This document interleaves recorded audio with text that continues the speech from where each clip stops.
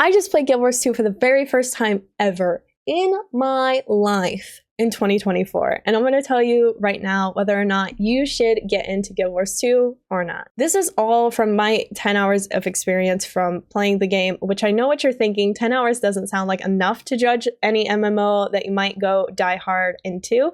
But I will say, I think it was enough for me to make a fair decision of whether or not I should play this game. Now, I'll be totally honest with you. Really, my only previous knowledge with MMOs is playing 16 some years in Lord of the Rings Online and about like 3 years on and off of Star Wars: The Old Republic. So I knew absolutely nothing going into this.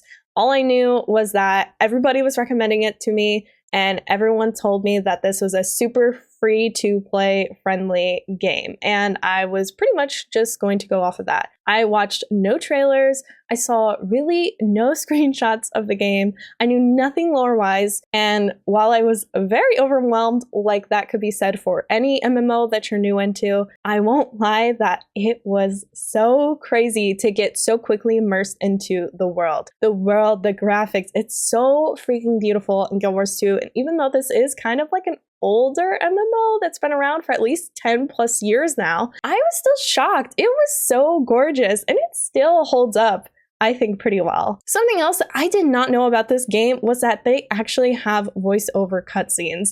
And I'm shocked by that because that was something I always give a lot of credit to SWTOR about, because they have voiceover lines. They have a lot of different choices that you can make in the game. And while Guild Wars 2 maybe doesn't have that story-based choice gameplay, or at least that I've seen in the beginning anyway, I would certainly say that Guild Wars 2 having just the voiceovers with every cutscene alone was crazy. And some of the NPCs also have voiceover lines. Like, it was really cool. And these are like popular voice actors. Like, we were geeking out about all the voice actors who were involved. Like, I heard some pretty common names and voices up in there, okay? But another thing I didn't expect to see was how large the map is. Like, the map is so ginormous, and I feel kind of very overwhelmed right now with where I'm at. I'm like level 30 in the game, and I feel like I've only been in one region the whole time, and there's like so many more.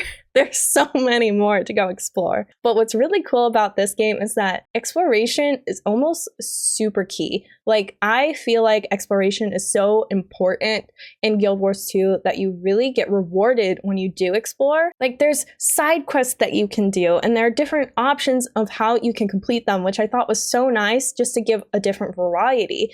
And then there's also things that you can find, like different waypoints or milestones or travel skills.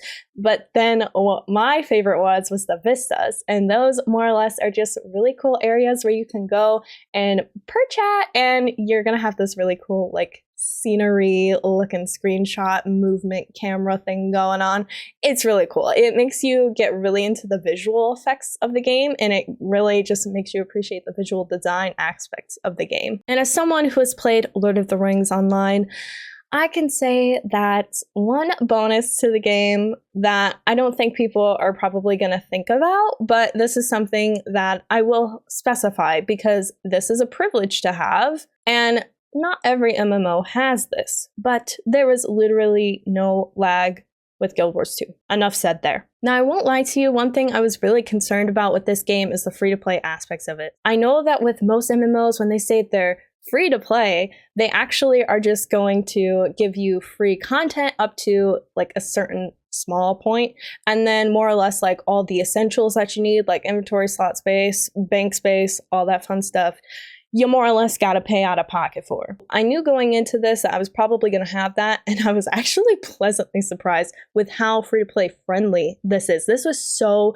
nice. Like, you have content accessible with your main story, so you can get through your main story up to level 80 as of right now. And then, yes, there are expansions that you have to buy, but honestly, the rest of the game was so accessible. I had inventory space that was available. I was able to get really cool cosmetics and dyes equipped, which I don't think most MMOs do. When it comes to cosmetics, it always seems like that's always hard paywalled in any MMO, I feel. But I was able to get really cool cosmetics, and then I could also get into crafting. I could also do PvP stuff. I could really get into pretty much anything.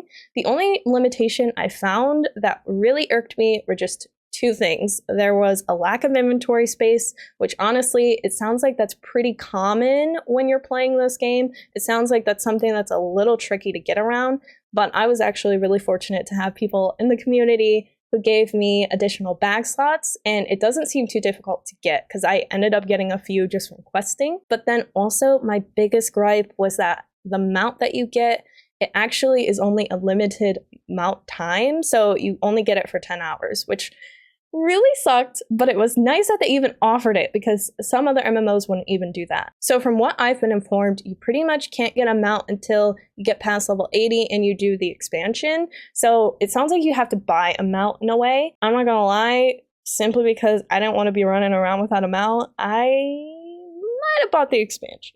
But honestly, it wasn't even that expensive. So I was pleasantly surprised.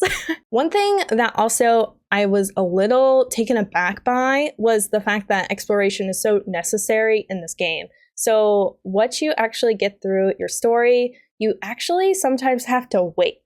Like you have to wait to get the next phase of your story completed. It seems like you get a story every 10 levels or so. So once you hit level 10, you get your story progression that way. And then once you get to level 20, you get like the next step into your story. But sometimes I was finishing my story at like level 18, and then I was more or less told to just go explore and then get XP that way until I can come back at level 20 and then continue my story, which I didn't really like because it broke up the story and it didn't give me any option to more or less just get through the story and then go back and explore. But when I finally went out and explored, I totally went full explorer mode. I was like Dora up in here, okay? I could not stop. Like, I did not want to focus on my story. So I don't know how I feel about that. That's certainly different in comparison to any other MMO I've played.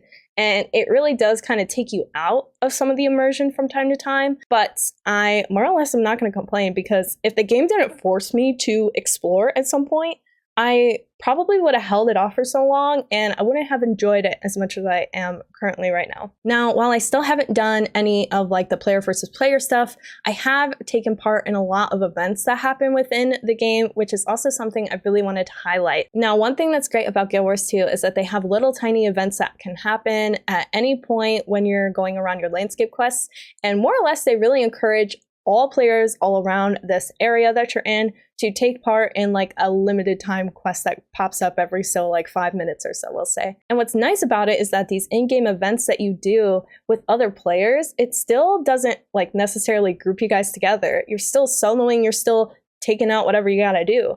But it's nice because you can all come together and focus on one main objective together. So I actually really like that because it reminded me that the community was around, that there were people that I was playing with, but I could still be in my own little bubble, get my own XP, take out what I wanted to, but we were all working together for a greater purpose. And I really like that because I'm a solo Aubrey here, okay? I'm Aubrey the solo one, okay? It doesn't rhyme like Han Solo, but I'm always soloing. So the fact that we have these in-game events where you can pretty much solo it, but with a crowd of soloers, it was really cool. One last major thing I wanted to point out too about Guild Wars 2 that really makes it stand out is simply underwater combat. I love when I can sort of pinpoint what makes an MMO unique, and SWTOR is all about how many voice lines they have with the crazy amount of choices that can affect your story. Like that makes that MMO so unique. LOTRO, what's so unique is how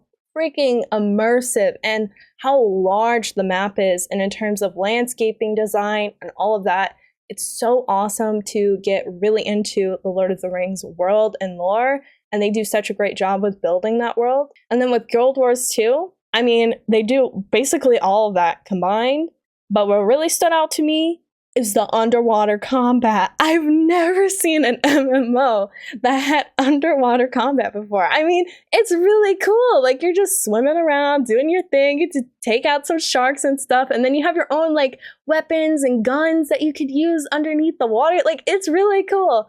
And what's also really cool about Guild Wars is the fact that you can actually do weapon swaps. While I played a ranger for most of my gameplay here, I will say that it was nice because I could have a bow and then I could also have like a greatsword, as mostly what I did. So it was like so cool to have that combat system in place. And while I was really concerned that you only get 10 skills and that 5 of those were like depending on the weapon you had chosen, it really didn't matter because in a way you had additional skills that you could just swap over and get from choosing a different weapon selection and going and flip-flopping that. So while I still haven't explored all of Guild Wars 2 and I really do only have 10 hours of gameplay that I can speak from, I won't lie, I think I'm addicted.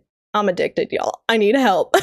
It's a really nice MMO, and I think there's so many things that make it stand out, and the fact that it came out a little bit ahead of some of the other MMOs that I've played just by a little bit of time, I think it really speaks volumes of how well you can make a well-crafted MMO. I would so recommend this game to someone because it pretty much has everything that you're looking for. I mean, there's lore, there's so much like environment and immersion, beautiful looking graphics. I think overall the combat system was a lot of fun. I'm still trying to get the hang of it, and it's taking a little longer, I think, in comparison to other MMOs that I've played. But overall, I'm having a blast. So if you're ever looking into additional MMOs to choose, I do mostly have Lord of the Rings Online and Star Wars: The Old Republic tutorials, but I will be going into Guild Wars 2 now because I'm hooked and I want to show you all what I've learned from my gameplay and how you can get really into it. So check out the videos down below, and until next time, you better stay weird, you weird weirdos.